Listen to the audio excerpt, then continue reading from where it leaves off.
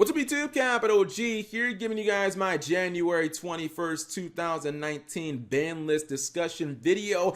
The format is basically over and we could get a ban list as early as tomorrow. I think that Konami will probably wait until after Savage Strike or Soul Burner. I think that makes the most sense, but let's go ahead and talk about what I think should happen. And let me just say before I even jump into that, because you guys will notice there's not a lot of cards on here and there's going to be some controversy in this video. Just, hear me out. I actually think we have one of the best formats we've had in a very long time. Number one, there are no tier 1 FTKs. That's just a fact. Jesse Cotton dropped his own slash draw deck that he created to play Thunder Dragons and almost won a YCS. Like, when you have the FTK players inventing decks and then immediately dropping them for better decks, you know that the FTKs aren't very good. I think that we have an incredibly good tier 1.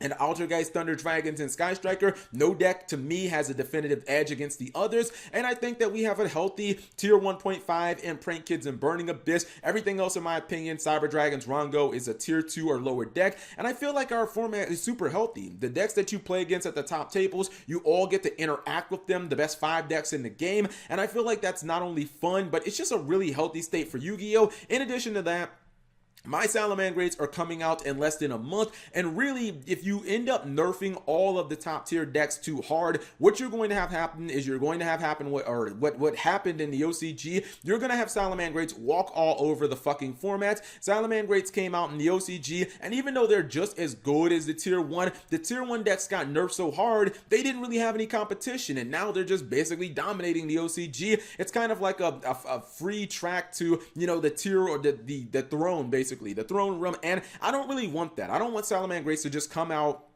and de facto be the best deck. I feel like if there are, if we still have the tier 1 intact, I think that basically we'll just have another deck added to that mix, and we'll kind of have a big 4 format, and I'm perfectly fine with that. So I've tried to do minimal hits, and I'll explain why I've done these minimal hits. It's not a lot that I think needs to be changed, because I think our format is fucking fantastic. So I have, well, I had my arbitrary Lapis Lazuli on here just because the Gem Knight FTK is still viable, and, limiting Master Diamond didn't really do anything. At Sydney, Gem Knight's topped again, which they topped at Milan as well, but I took it off the list because Konami's they're ignoring Lapis Lazuli, so why even bother? My actual ban cards I have are Soul Charge, Summon Sorceress, and Divine Sword Phoenix Blade. This one lets you summon 5, lets you weaponize your light points, which I think is super unhealthy. Also, the fact that you have to sacrifice your battle phase is irrelevant, because if you activate this turn 1, you don't get a battle phase anyways. And really, even if you pay yourself down to 3,000, it's not going to matter.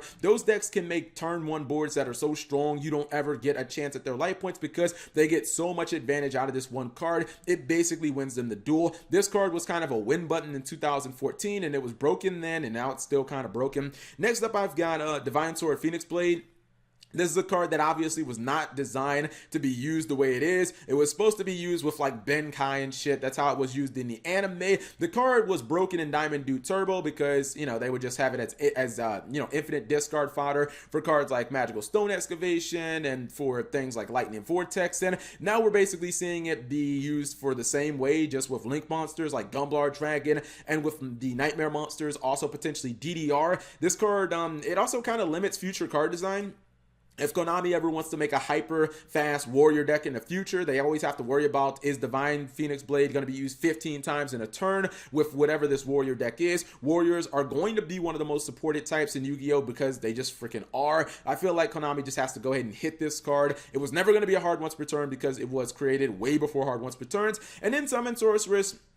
This is a card that maybe a year ago I said it was only being used for degenerative plays. Maybe it would have to be banned in the future, and I think everybody's pretty much on board with that now. I actually feel like Summon Sorceress is causing more of the problems than people realize, and it causes them to think other cards should actually be banned. This card allows you to naturally, progressively, or through your natural progression, go to a Link 3, which, thanks a lot, Ripidocus. Now every deck can summon Sorceress, and then you get a monster from your deck for free, and then also you get to use that monster as link material. A lot of times that monster will float if it's like Goblin Zombie or one of the ABC pieces, or maybe something like a Goki monster. You get another monster to your hand, and that's when things just get out of control. So let's go ahead and get rid of Summon Sorceress as well.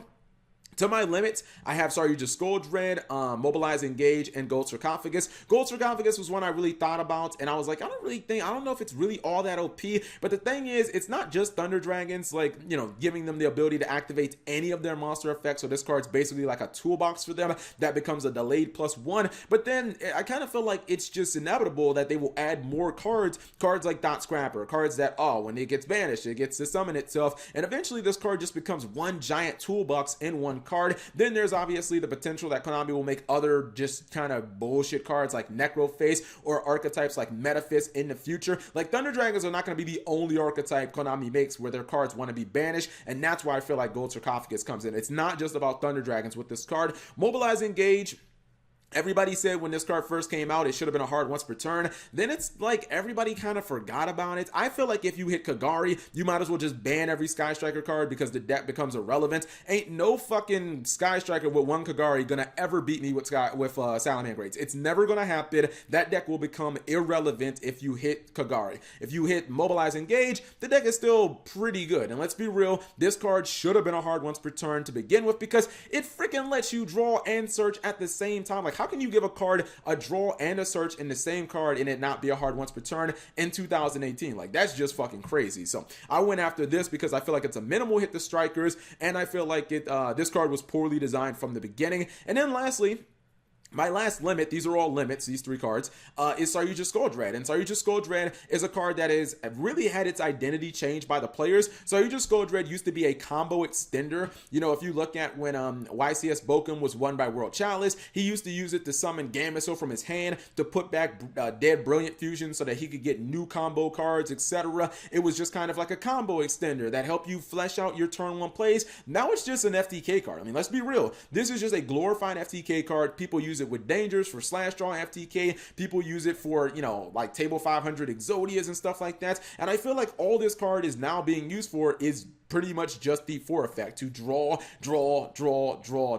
put cards back in your deck, draw some more, etc., etc. And I kind of feel like even though it should be difficult to achieve that because of the danger archetype, it just really isn't. And I'm not really sure how to hit dangers, to be honest, so I really didn't cover dangers here. I'm not sure what the fair way. Now we have the cards that I actually did not touch at all. This will be the most controversial part. I have no semi-limits, and I also have no hits to Alter, guys. People be like, you ban it, you're biased, Cap G. You love Alter, guys. You want them to stay meta. People have to understand about Alter, guys. Why do you think Alter, guys play all of these floodgates? Why do you think that they play Secret Village and Riot? You think they want to play those cards that don't even help their deck? They're playing those cards to slow down the meta. If Alter, guys didn't have those cards, they would not be able to keep up with the meta at all. Alter, guys have one of the lowest ceilings in Yu-Gi-Oh! They have to play a billion defensive cards, and it kind of shows you how slow the deck is. Alter guys are perfectly fine, in my opinion, the way that the deck is right now. If the deck wins like 3 more YCS in a row, okay, come talk to me, but Alter guys is not good enough to do that. It just honestly isn't, because it can't make enough advantage in the first couple of turns as the other decks in the format. So Alter guys is kind of a balanced deck, in my opinion, but I did not hit Rongo.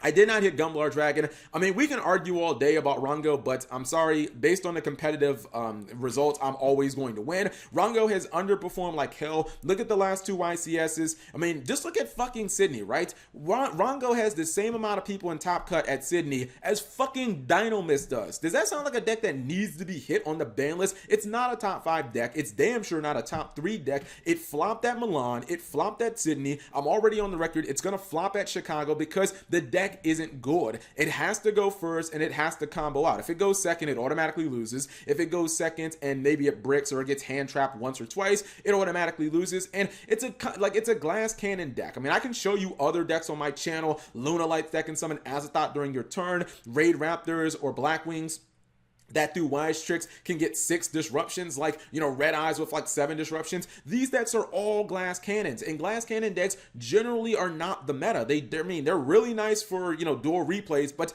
how many times do they actually top YCSs? Not that many crickets. That's basically what I'm hearing. The last time a glass cannon deck won a YCS would be World Chalice at YCF Bochum. Usually you see control decks, decks like Sky Striker, Altergeist, Thunder Dragons, Prank Kids is a little control-y. You see those type of decks because those are the decks that can consistently win first or second. This deck can't go second and ever win. You automatically win if you go first against Rongo because the control decks will just put multiple disruptions and Rongo won't be able to play through them, wait for them to summon Isode, Widow Anchor, GG no Re, or they'll go first and, again, they get hand trapped a couple of times. They basically lose. I also do not have Gumblar Dragon on here. This will be another controversial thing that I did. I actually feel like 90% of Gumblar problems come from Summon Sorceress. Like, every time you see Gumblar summoned, isn't it usually from Summon Sorceress? Isn't it usually with the Warrior decks, they're always discarding Phoenix Blade? When you think about Gumblar Dragon, to trigger its effect one time, it's a 7-card investment, 4 materials worth of monsters, so that's 4, plus the 2 cards you discard. 2 plus 4 is 6, plus the 1 card you have to use to trigger it. 7 materials just to discard 2 cards from your opponent's hand when you have to discard 2 out of your opponent, or 2 out of your hand as well. Like, why do people think that Gumblar Dragon is not seen in the OCG at all? Like, go find the OCG player who's actually playing Gumblar. They don't exist because there is no Summon Sorceress, there is no Phoenix Blade. Even with the new versions of the Orcus deck, do you really think you're going to go into a Galatea, then have 2 more monsters, you're going to use all of that to go into Gumblar, then have another extender, then have 2 more cards in your hand just to use Gumblar one time? That makes no sense. Like, that's basically your entire opening hand, which you only start with 5 cards. So I don't know, you're using 7 cards for this play. You're going to use every single thing that you have to Gumblar past your opponent. Like, that doesn't make any sense. Gumblar is not a problem. This card's a problem. These 2 cards make Gumblar look broken, not the other way around, people. Like, these, we already know these are broken cards. You got to convince me Gumblar's broken. Like, you got to show me Gumblar duels with no Summon Sorceress, with no Divine Phoenix Blade, and you got to be consistently pulling off Gumblar. I just don't think it's going to happen. So, whatever you guys think, I understand that it's controversial to keep these 2 cards, but this deck I honestly think sucks, and this card I think is this card's really just a product of these 2 cards. But whatever you guys think, leave it in the comment section below. Thank you guys for watching. As always, subscribe if you have not already, and turn on that notification bell for daily videos.